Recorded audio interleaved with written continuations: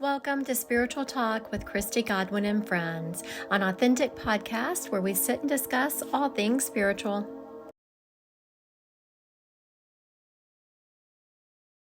Hello, beautiful souls. I'm Christy Godwin, your resident psychic medium. Welcome to my podcast, Spiritual Talk with Christy Godwin and Friends. I want to welcome back Marie. For those of you who have been listening and watching, she has been here several times discussing her life in a domestic violence situation when she was a child. And now that has turned into the investigation of her stepdad being a potential serial killer. Thank you for being here, Marie. Thanks for having me again. And also we have Lisa here. Lisa is here to discuss her domestic violence situation. And why I invited Lisa here is because it's not it doesn't fit what people think domestic violence situations fit when you are checking boxes. Now, if you're watching this on YouTube, you will not see her face because she just is protecting her family, which we completely understand. But I do want to thank her so much for being here and giving us her account of her stories. Thank you, Lisa. Thank you for having me. Now, Lisa, can you just give a quick overview of your situation and just 5 minutes of how it happened and the ins and outs a little bit of it, and then we'll delve into it deeper later. So my husband and I met when we were 18 in college. Oh, yeah. And yes, so we were together for almost 10 years. And it was complicated in the beginning, and we spent a couple years apart, and then we got back together. And when we got back together, we were dead set that we were going to make this work, hell or high water, basically. And basically from the moment that we got engaged, which was about a year after we got back together, things started to get complicated. Our arguments and fights started to get worse. And then eventually we moved away, farther away from family, basically by ourselves to another town in another state. And that's kind of when things got worse. And it's complicated because he was a good person outside of marriage. He was an amazing person, but he was not an amazing husband. And he could be an amazing best friend, but he was not an amazing husband. Yes. So, even when things turned sour, I never wanted to tarnish his name. I never wanted to make things more complicated. And I would just brush it off. Mm-hmm. And then eventually things started getting worse, but we brought children into the mix. And that's what makes it even more complicated. Yes. And it makes me feel guilty because I brought those children in knowing that there was some underlying issues in our marriage. So about only a couple months after my son was born, he is about a year and a half now. So my husband actually passed away a year ago.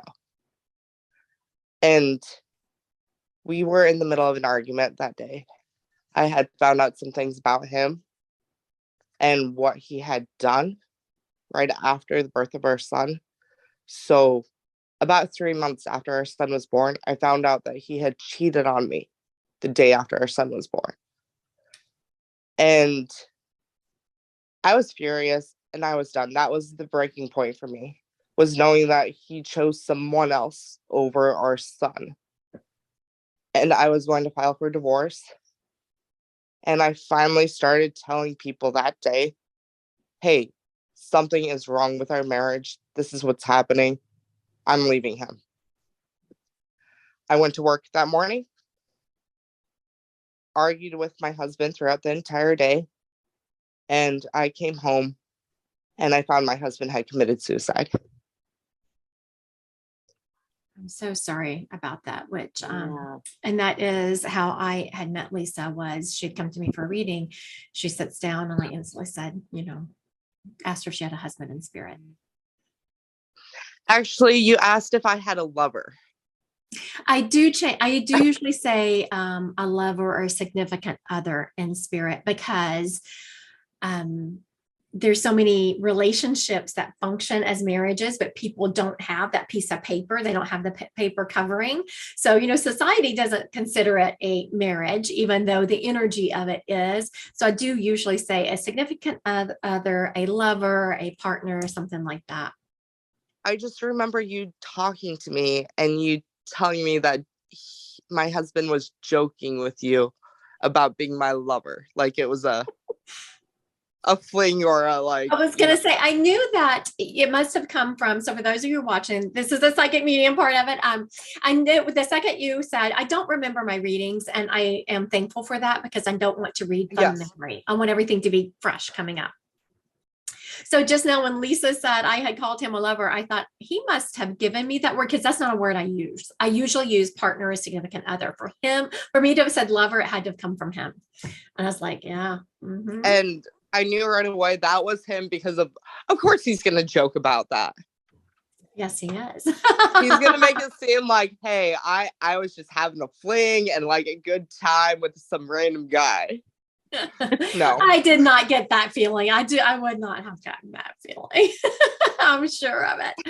No, but I like 100% could imagine my husband, Brandon, joking about that. Right. And whenever spirits come up, as is Brandon presenting in this funny manner, it says so much about their personality. So when you do come for readings, how spirits give me information says so much about their personality. I could tell right away that Brandon was a funny guy. Now, I want to bring this back to something that you said, Lisa, that Marie has said from the beginning. And if you could speak a little bit on this, Marie, when she said, because you said it several times, Lisa, he was a good friend, but not a good husband. He was, a good other things, just not a good husband. And Marie, you said that a lot about your stepdad, who is or was Don Studi. Mm-hmm. Yes. Yeah. When we first met him, he was funny, charismatic, very kind, would do anything for us that we would. I mean, he was always taking us places and doing things with us and just being a good person. And it's like something turned and it went from good to bad. And not all the time. No, and it wasn't all the time. Not and in the beginning. That's why a lot of people don't understand. And I came from a not exceptionally great childhood, and you couldn't even tell people what was going, because they wouldn't believe you. I mean, I'm not advocating at all to not tell people. Oh no. Mm-mm. But you would just feel like you were banging your head up against the wall, or people were like, you became the bad person because now you're talking badly about this person when you're just standing in your truth. Yes. And the sad thing is, if anyone saw it ever happen, they suddenly disappeared from your life. Or at least in my instance, we were no longer friends with them. And I always felt like it was my fault for that reason. He lost his friends, and that was my fault because I caused deceit. Oh, yes. Deflecting and blaming. Yep. Yes. So now, Lisa or Marie, do you remember that ever happening where Don would blame your mother or blame the kids for his outbursts? Or did he not even bother? Oh, he did. Oh, yeah, it was always somebody else's fault. It was never his. It's like, why did you do that to make me mad? Or why did you do that? And it was going to upset me, kind of thing. And it's like, we're just being us. You can just chill out. But that causes so much mental anguish and distrust of yourself as a person, because then you start second guessing yourself. Mm-hmm. I mean, rationally, if a friend told you that, you would be defending your friends like, no, you weren't in the right. Don't listen. But when it's happening to us, when it's happening to you, you feel like, well, did I do that? Maybe I did maybe I did act out. Now, Lisa, did you ever think that? Like, oh, yes, I thought I was 100% crazy. I even went shortly before everything happened, a couple months after my son was born, like right after my son was born. I was going to the psychiatrist, convinced that I was completely insane. Mm-hmm. Yes. And they're talented at doing that. People that perpetrate domestic violence are the ones I've experienced. I can't say all of them because, of course, I don't know them all, but all the ones that I've seen, talked to, experienced, have been very good at that. And now I want to real quick say something that I didn't figure out until I asked Lisa to be on this podcast. And when I talk about spirit dropping synchronicities and showing you that you're on the right path, this is one of them. Now, Marie had been on my podcast several times talking about domestic violence and her stepfather, Don Studi, under investigation for being a serial killer. Then I come across Lisa. I was like, Lisa, would you please be on this podcast? Because now what I haven't said about Lisa's background is that you would never, not that there's any boxes you need to check to be a victim of domestic violence, but Lisa is a very strong personality. I mean, I knew that from the second I saw her. Amazing human, huge heart, and she has an excellent job in education. So much of domestic violence is around people controlling the money, so it cuts off your options. But that wasn't Lisa's case, and that was why I wanted her to be on here. And then I was telling Lisa, I was inviting her on and telling her who was going to be on here with me. And then would you want to tell people what you asked me, Lisa? So back in the summer of 2012, I actually purchased a horse from a guy over by Tabor, Iowa. And when I saw the article pop up on the news about Dawn being investigated, I was like, I am 90% sure I bought a horse from this guy. Yes. That's what she said. Yes. Wow. And then she did tell me, you mentioned the well, because he is said to have dumped some bodies in or around a well. And you mentioned that well, didn't you, Lisa? Yes. It was over in the same field that my horse was actually at. He was in a fenced-in. So back in 2012, I was working with this guy on a project, and he's like, hey, let me take you out to this farm. I know a guy who's selling a horse. And I get there, and this horse is very timid, extremely timid. He had been abused. Like, it was pretty obvious by his mannerisms. But this horse, that was my horse. The moment I stepped outside the car door, that was my horse. He came up to me and he let me pet his ears and everything. And supposedly you could not even touch this horse's ears ever. Like, if you tried to touch out them, he would kick at you, basically. So every day in the summer when I was 18, living alone in this random city because I had came there for a job, I drove out to the countryside by myself and spent basically from the time I got off work to sunset with this horse by myself. Wow. And I do want until we eventually moved him back to my parents' farm.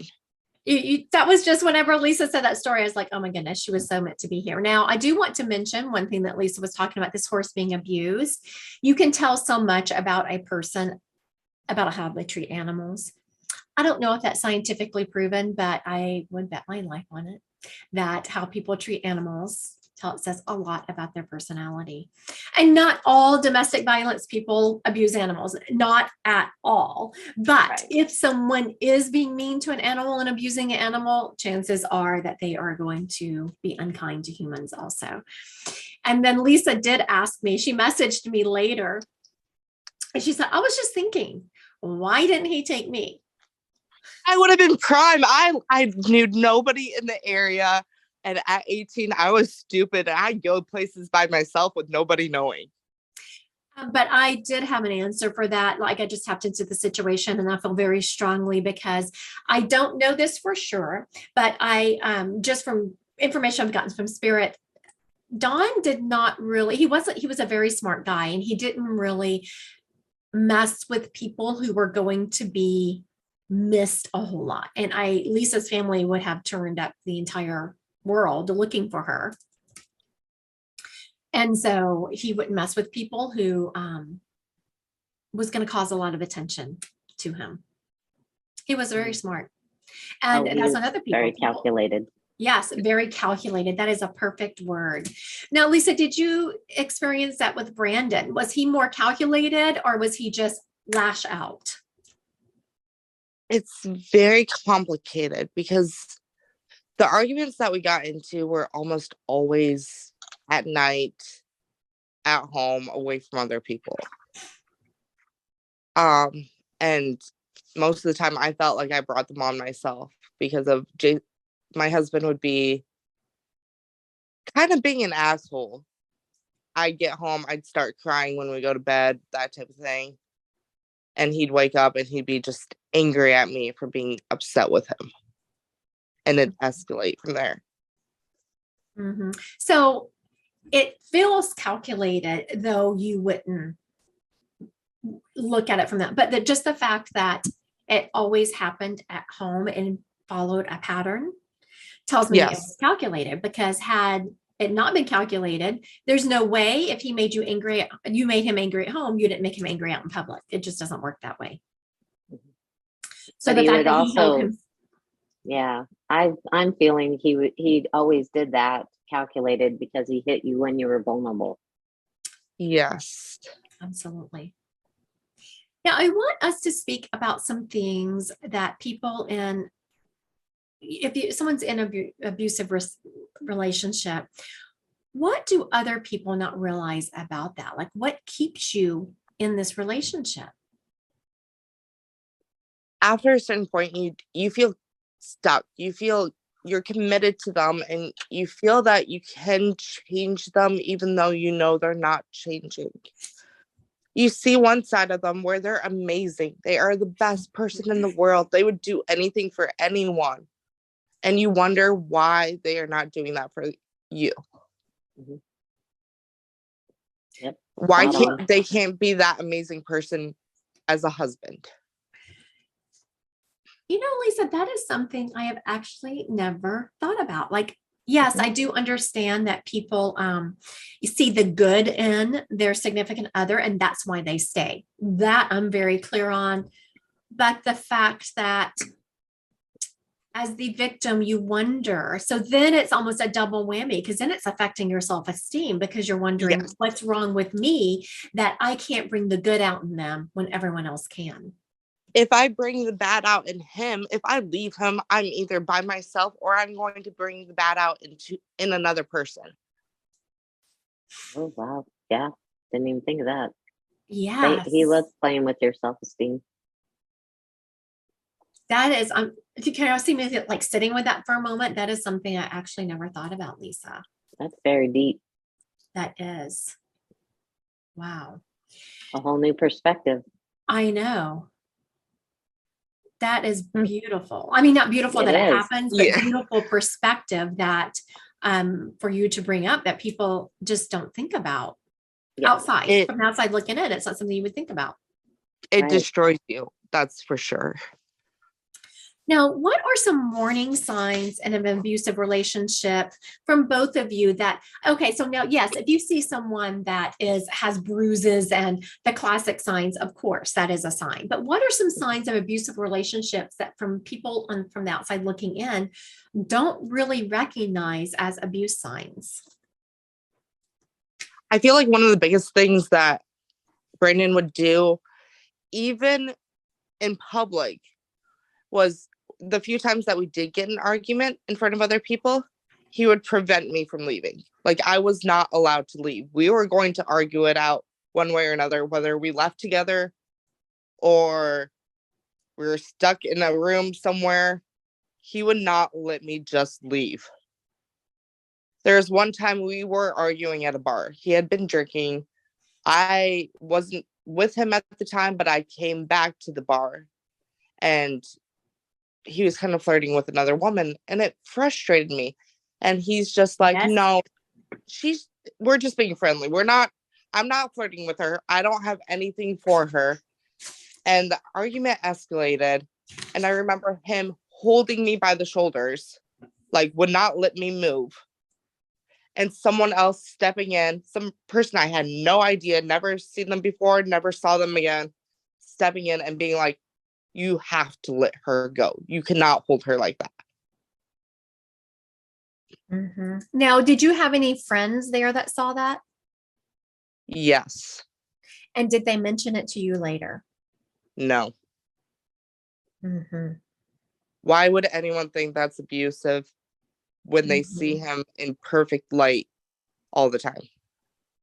Exactly. Yes, exactly. That is also another beautiful point as you see what you want to see. Like people wanted to see Brandon as the person they knew him to be, which was fun and great and all these things. And they just see this one little incident where he's holding you. Yes, I do consider that, domestic violence. If you cannot leave and you're trying to leave, that is not, and a perfect stranger who didn't have anything to fall back on as far as information about y'all's personalities recognize that it was wrong. Like, I never even thought that was abusive until after he passed away. And you were able to sit and look back at it. I remember being locked into bathrooms where he wouldn't let me leave the bathroom because we were arguing. Locked into the bedroom, him blocking the door, never letting me leave. Taking my keys away so I couldn't leave with the car. Mm-hmm. Mm-hmm. I remember there was one friend of mine that had seen that happen before. And he hated her. Absolutely hated her. She was a terrible person. Put it into my head that she was a terrible person. She's self-centered. And I mean, there are some traits of hers that I would agree with, that she was self-centered, but she was not a bad person. Right. However, he had me convinced that she was. Of course. He wanted to isolate you from somebody that was strong, that seen through him. The one person that had seen him be abusive, she was no longer a good person. Yep. Now, I will tell you that side of it, I have experience with a couple of times. One in particular, we were living in a certain city. This couple's still together, so I'm not going to use any names, but we had been in a certain city. We had lived there. I had a really good friend, and I didn't know I had never witnessed some of the things her husband was doing, which if my husband had been doing those things, no, wouldn't fly. But since I hadn't witnessed them, of course, I wasn't going to say anything to my friend until I had no less than 10 people call me because they knew I was friends with this lady. They weren't real good friends, but because I was good friends with her, they thought she would take the information from me better. And I said, I didn't see it. And I told her the exact things that had happened. I did witness one incident that was kind of iffy. And I said, I don't know what happened afterwards. This is the facts of it. And it forever ruined our friendship. And to this day, we don't really talk. That's one incident. Another friend of mine, she's now divorced from her husband, but it took decades for her to get to that point. And she was not physically abused, but he had committed the ultimate sin in what I consider in a marriage. And when she saw it, people told her about it, would always just defend him. Mm-hmm. Yep. Now, Marie, did your mom ever defend Don to other people? Oh yeah. I mean, it was always, oh, we were drinking. Some of it was my fault. It's not always him. And or he was just having a bad day at work, or, there was always some excuse. And it's like, no, there's no reason for somebody to treat you that way. Absolutely. I do want to put that out there right now for anyone listening to this podcast. Don't ever excuse behavior. You're not an instigator. You are not an instigator for someone to, as in Lisa's case, lock you in a room, hit you, demean you, isolate you from your family, not give you access to money. There is never anything you do to deserve that kind of behavior. And whenever I talk to people about it, I was like, look at the behavior that is being dealt to you. If you saw that being dealt to your best friend, what would you say about it? because sometimes it's easier to look at what the expectations we have for our friends to be treated than ourselves. For whatever reason, we want to excuse that behavior. Yeah.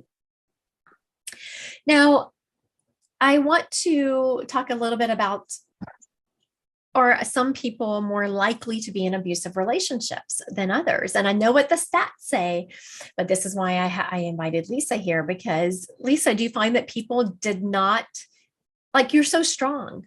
You are such a strong personality. You're forced to be reckoned with. You have an excellent job. You're smart. You have a great education. So did people instantly just say, oh, it couldn't be you? Yeah. There's no way anyone would have believed me at all. And I knew that. And I knew that even before. I knew that years ago, nobody would have believed me. Nobody would have believed me that I would have just let my husband do anything and step all over me. Mm-hmm. And even when it got really bad and my life was threatened, I don't believe anyone would have believed me. They would have thought that I was exaggerating. And even after he passed away, and I went through a period right after he passed away where I was telling people, hey, I am pretty sure my husband was going to kill me. Wow. I still don't believe they believe me. Of course Except not. for maybe the closest people in my family, maybe my closest friends. But other than that, no. Mm-hmm. Well, but he always did it when you were at home alone. He didn't really truly show his hand. There was one night where two of his coworkers at the time, and they were same age as us, so in our early 20s, had came over, and they did see him pull me by the hair, throw me on the ground, that type of thing. And my husband was a thinner, muscular guy, but I am kind of a little bit bigger. So like I could fight back if I wanted to, but I did not have it in me. That is another thing. I'm glad you brought that up, Lisa. I want to address is that people will look at relationships and think you're either vice versa. Either, you're say, let's see, women, let's turn the tables. Women are abusing the man. Well, he can defend himself. You shouldn't have to defend yourself in a really in any place, but especially in a relationship. You loved him. You could not bring it in your heart to turn that harm back on him. No. Yep. Now, Marie, did you know your mom did she ever try to fight back? No. Mm-mm. Yeah, because it's not in your heart. No, I don't know even. It also and my mom worked in a factory, and she was strong. She had muscles. I mean, she lifted 50-pound things all day long. So it's not like my mom didn't have some muscle to her.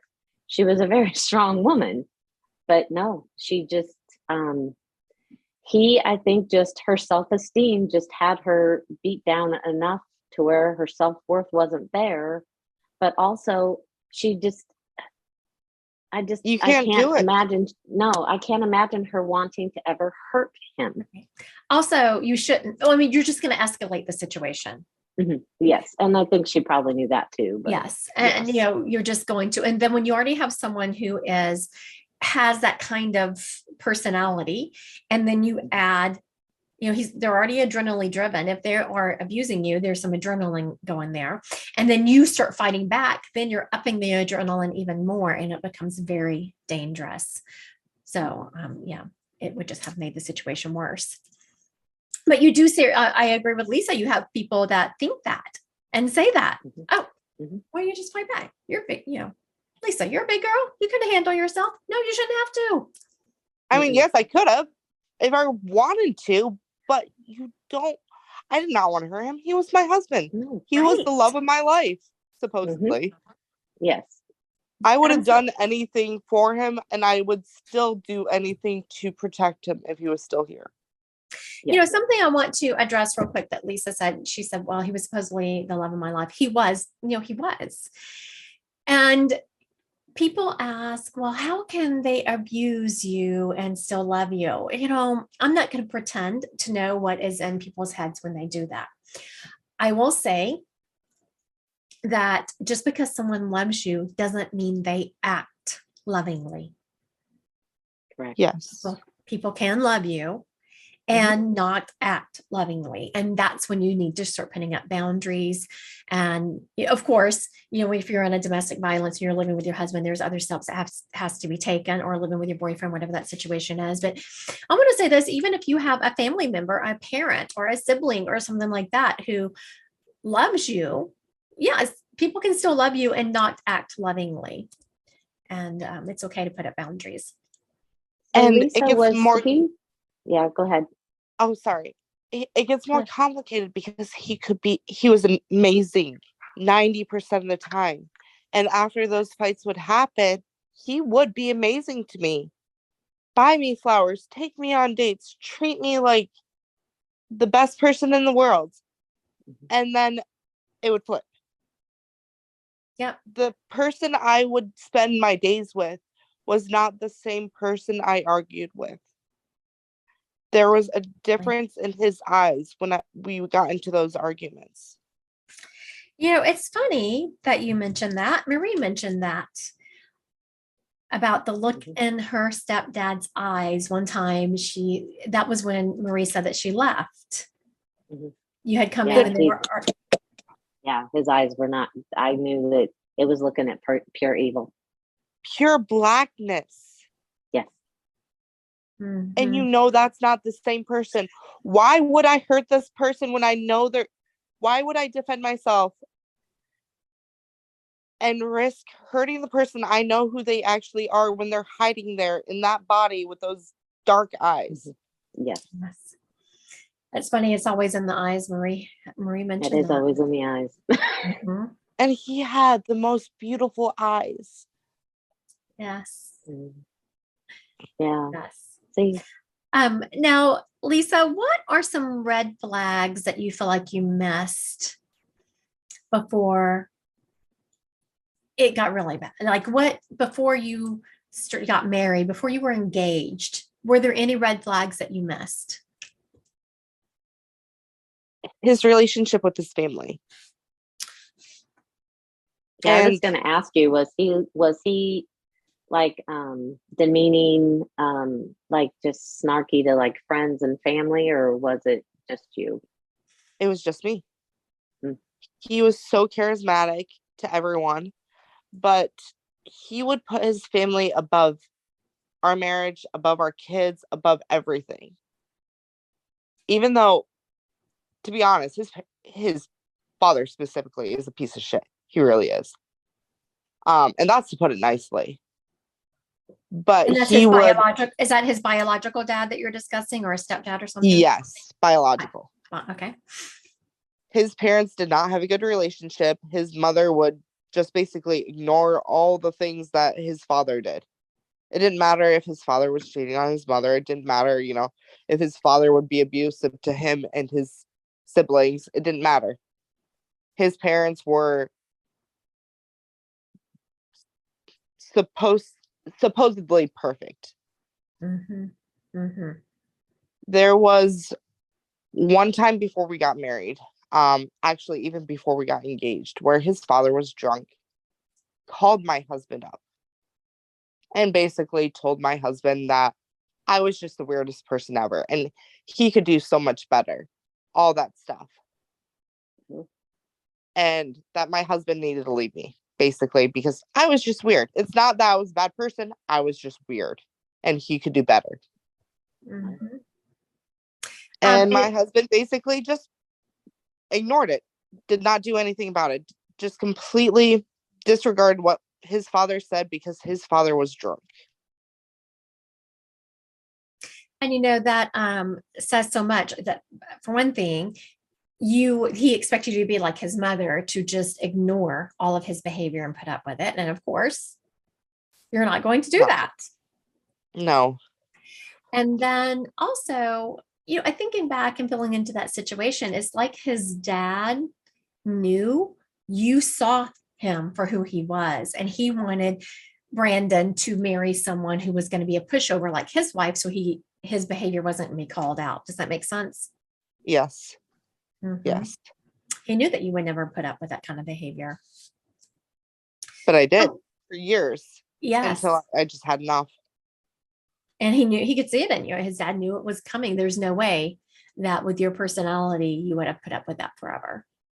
And I have a feeling it came about whenever, just filling into that, Lisa, when you had kids and you just realized that you wanted better for your kids. You wanted them to see a healthier relationship and you wanted them to be treated. People think, which will follow me down this rocky road here, that they're saving the marriage for their kids. They're saving the relationship for the kids. And they think even if the fights are happening at night, even if they're happening behind closed doors, kids know they are smart. They understand body language. They can hear, they understand. You're not saving them from anything by keeping the marriage together. Is that what happened, Lisa? Was it you had kids and you're like, yeah, no, I want better? Yes, that is exactly what happened. Was the moment that I found out that my son was in the NICU at the time when my husband cheated. Yes. And when I found out that happened, it was done. It was over with. He had chosen another woman over the son I almost died for giving him. Mm-hmm. The line had been drawn and that was it. Yes. Now, I want to, I know we've mentioned it a little bit, but go back to why do some people stay in abusive relationships? I know a big, huge one is finances. Sometimes women have been isolated to the point where they are not financially independent and they aren't given access to any money to leave. Now, for you, Lisa, you had, were you the main breadwinner? Yes. However, he had me convinced that even if I left him, I wouldn't have been able to afford anything on my own. He still had me, even though I was bringing in most of the income, he still had me convinced that I would not be able to afford taking care of our kids without his support as well. Oh, gotcha. Mm-hmm. Gotcha. It's funny how that, they are typically people that are, perpetrators of domestic violence are so good at weaving stories. Yes. And making you believe things. And when you get out of it and you look back, you're like, oh my goodness, how did I even believe that? I know a year later, I'm doing just fine. Perfectly fine, actually. Yes. Yes. We're spending less money now. He also had a really bad spending habit. He liked to buy nice things all the time. Mm-hmm. He liked to drink and buy his buddies drinks. A couple cases of beer on the weekend for everybody. Feed everybody. And I never realized how much of a hit that took on our bank accounts, for sure. Not that I regret it. No, you wouldn't. It's just the fact that instead of being appreciative of what you were doing and helping with the family, he was even degrading that. Yes. I worked with a lady that was like that. And at the time I think I was only like maybe 20 years old. I mean, I was younger when I was working with her and she was probably in her 30s. She had been with her husband for quite some time because they had like 4 children. And she always worked. She made good money, but he always made her feel like she was spending too much money, that she was wasting all their money. That's why they couldn't get ahead. I mean, just would always belittle her if she asked for money to go and buy the kids clothes or whatever. And he controlled all the finances. And I don't know why it was, but I guess it's just because I'm headstrong. I told her, I said, a good test is, I said, get your own checking account, have your check put in your own checking account and sit down with him and figure out a budget. He supplies this much, you supply this much, and let's see where it goes. And she finally got strong enough to do it. And she said that he used to have to come to her for money all the time because he was the one that was wasting it all these years. She goes, and she thanked me. She goes, thank you for giving me back my independence. Good job. I'm not just proud of you for mentioning it, Marie. I'm also proud of her for doing that. That took a lot of strength on her part. Yes, it did. Because they had been married for like, I mean, think about it, like 20 years. She had been putting up with this and putting up with it and putting up with it. Mm-hmm. And my husband was, sorry. No, go ahead, Lisa.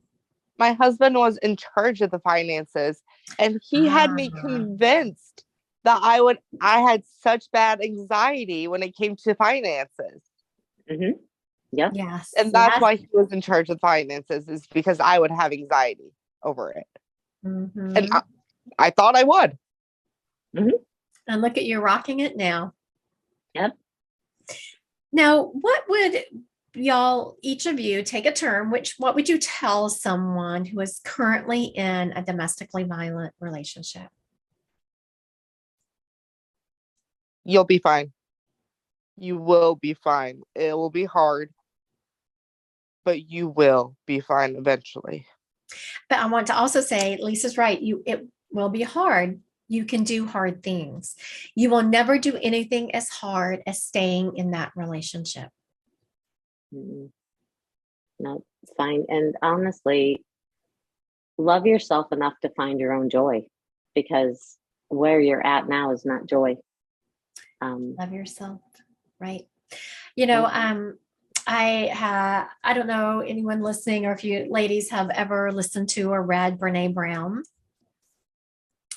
And she has some great books out. And she has said, and you can't love others more than you can love yourself. And I was just listening to her this morning. She was saying, no, she doesn't have definitive data on that, but it makes sense. You cannot love others more than you love yourself. So if you can't do it, if you can't do it for yourself, which yes, I think you should, look at your kids. Mm-hmm. Love them enough to put them in a safe environment. And yes, it's going to be hard, but we can do hard things. Well, but you'll find though, and I have found this throughout life with everything I've been through, the more that I allow myself to love myself, the stronger I become. Yes. I feel like a little bit of sorry. No, go ahead, Lisa. Go ahead. I feel like a little bit of a hypocrite telling people, well, saying you have to leave and stuff like that, because I never truly left Jason. We were in the process of it. I knew I was going to, but I didn't fall. I never was given, I wouldn't say never given the opportunity. I never did leave him. He was the one who took his life when he thought I was going to leave him. I don't know for sure that I would have left him. And I'll never know for sure whether I would have left him. But you know, Lisa, you speak on it so beautifully, and you looking back, I mean, do not underestimate and here's my take on it. I want everyone here to know I do not have a degree in psychology. My master's is in business and finance, but I've talked to a ton of people who have been victims of domestic violence and been perpetrators of it. That by Brandon taking his own life, it was almost like that one last at you. Mm-hmm. He was not giving you the opportunity to leave him, because he's like, I'm just going to leave her. I'm going to control this. I'm going to be the one that leaves. Exactly. It was his last act of control. I thought he was going to kill me that night. And that was going to be my next question, or the next subject I was going to bring up for us to discuss. Now, when we talk about you leaving, or anyone leaving, anyone who's watching this, yes, get yourself out. But I do want everyone to do it smartly. Mm-hmm. Yes. Make sure that you have a safe place to go. People know what you are doing. Start speaking your truth to let people know what kind of person you're married to. Now with Marie, how I met Marie, she had come to me for a reading. She talked about her. I said, wasn't even a reading, but anyway, we got into a reading. And I said, your mom is here. And she said, yes, my mom took her own life when when I was, I think you were 14 or 15. And I was like, yeah, no, your mom did not take her own life. Someone took it for her. And you said another medium had said that. Later in another podcast, it came up on the podcast where I said, your mom is telling me that if they had looked into her death enough, it would have been proven that she couldn't have done it because her arm would not reach the trigger on the rifle. Marie then said, how did you know it was a rifle? I never told you that. And I said, because your mom was telling me. Now, why am I telling that story? Because when you are leaving someone is when the violence really ups its ante. It has not been proven that Marie's stepdad took her life, but please go look back and listen to that podcast. We give some details on how it certainly looks that way. And then for Lisa, when she left or told Brandon she was leaving him, he turned the violence on himself. The ultimate act of control in both situations. But my mom had left my stepdad. She had moved out and she had gotten herself her own apartment. And she had reached out to my sister. She had reached out, I believe, to her parents, and they knew. And she had went back to their place to get some of her things, and I believe to get her ferrets because she loved her ferrets. Something happened that day, and then that night she was gone. So she had left, and it had escalated where he wasn't going to let her stay away. And I don't want to say this to give anyone fear of leaving. I just want everyone to make sure you do it smartly. That also for Marie's mom happened. That was in the 80s, correct? Yeah. It was in, I believe it was like in 83, 84 era. So we've come a lot farther in security systems and a way to be able to protect ourselves. But and she went to the house by herself to get her stuff also. If she wanted to get her stuff, it thinking back, she could have asked somebody to go with her. But she was a strong-headed person and was afraid of him and didn't want anybody to get hurt based on what she had done. Now, Lisa, I know that you had children because the one that was 6 months old, you had an older child. Yes. Had Brandon ever experienced, did you see him physically do anything to the kids that you felt like was too much or inappropriate? There was one time when he spanked our daughter, and I thought it was, and this was like literally a month before he passed away. And I thought I got into an argument with him about, hey, I think that was too rough and you took it too far.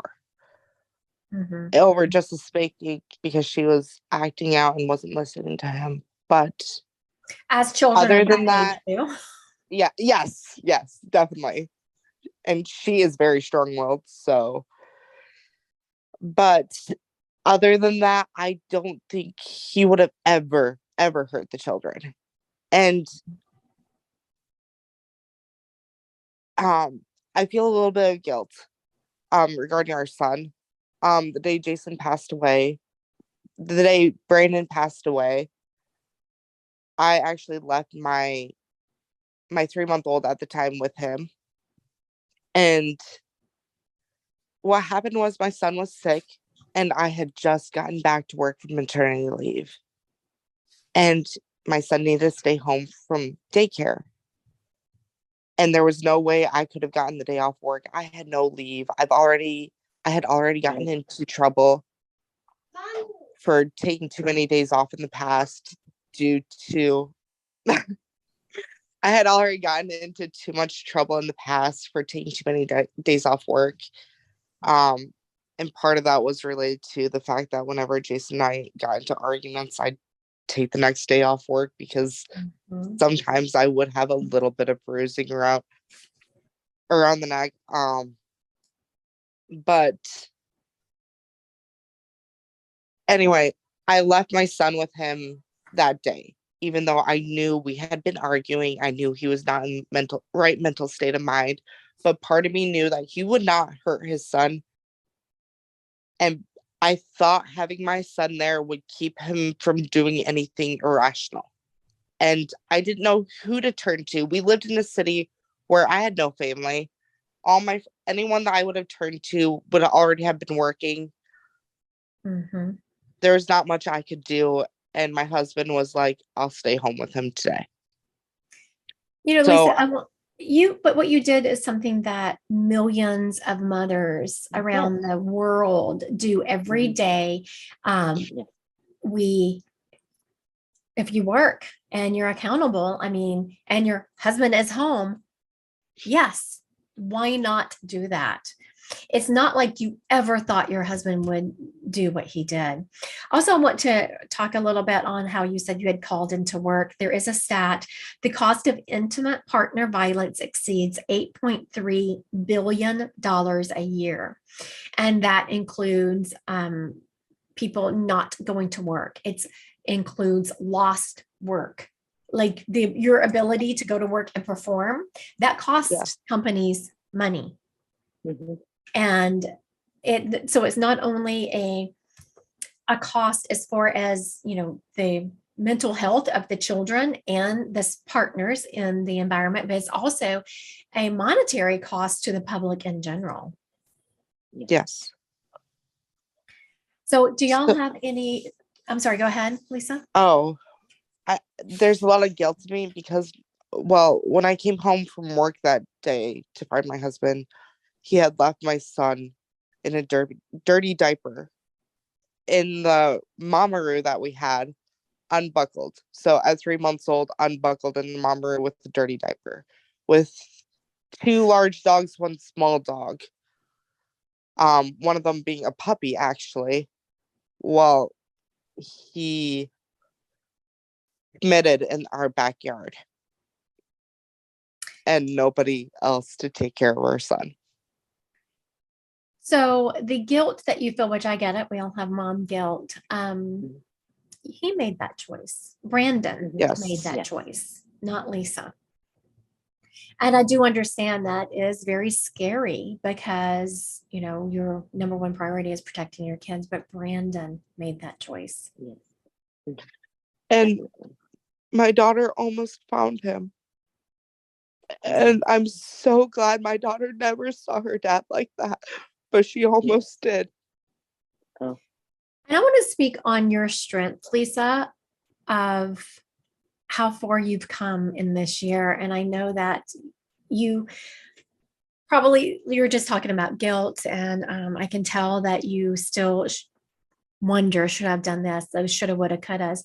But your strength, like I saw you the first time I met you was, I don't remember how long it had been, because it was a random meeting where you come for a reading at a very huge event that was going on. And now to see you now, the amount of recovery, the amount of joy I see in your lives. I'm not saying that that I want to tell people that even a year or two out, you're still going to have your bad days. You're still going to wake up and it's going to be hard. But the fact that you keep on trying, give yourself grace for that. You keep trying. Oh, definitely. Definitely. And you have come so far. Before she took herself off camera, Marie and I were actually just commenting on her skin was glowing. Like Lisa was just glowing. You're so beautiful. Thank you. One thing I do want to speak to, just because my father was abusive to my mother also. So not only did I live with a stepfather that was abusive to my mother, I lived with my own biological father that was abusive. My mother left him when I was 4. So I do know, and then, they got back together. It was a love-hate relationship. So it's like they got back together, they let, he actually came back and they were back together when I was like 8 years old, and then back to violence again. And, that was the last time that they were together. As a child, and I did witness this, so I wasn't, protected from it.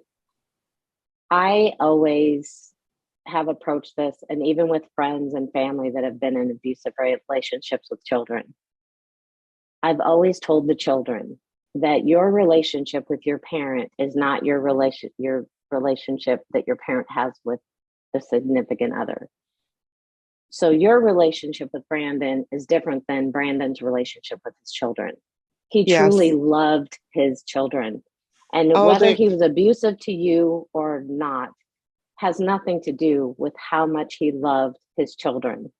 And I always, always tell your children that they are going to discover, and somebody will let this out in the future or whatever the case may be. But I always knew that my father loved me. His relationship with my mom was an adult relationship. His relationship with me was a father and a daughter. Mhm. So always tell your children that their father loved him, or loved them. It has nothing to do with his relationship with you. there's always going to be a lot of guilt in me because I mean, even through therapy and everything, I'm always Mhm. going to feel like I took my children's dad away. My I daughter know. is no longer the daddy's girl. Mm. But And she will that's, always be daddy's girl. I'm still daddy's girl, even through everything I lived through. it's It, just and tough I know because, yeah, It is. It is tough. it is. It is very tough. Absolutely. But you know what, I'm Lisa, just you do going a to great remind job. you. Yes, I'm just always going to remind you of that thank you. to help with the guilt. Yes. So, I appreciate that, Marie. So Marie will be messaging Lisa every few days, just as a reminder, Lisa, here you go. And it's true. Sometimes we need those reminders. I want to thank you ladies for joining me today. I so appreciate you just being so brave to step in and tell your story. It's a brave, brave thing that y'all are doing. Thank you. Now, I do want to tell everyone, if you are in a situation and you need help, 1-800-799-7233. Someone can help you from that line, or you can text the word START, START, to the number 88788. These numbers will be in the verbiage of this podcast, whether you're watching it on YouTube or listening to it on a podcast outlet. Just look at the verbiage and these numbers will be in there. Thank you again, ladies. Thank Thank you. you. Thank everyone who has joined us today. I hope everyone has a wonderful day.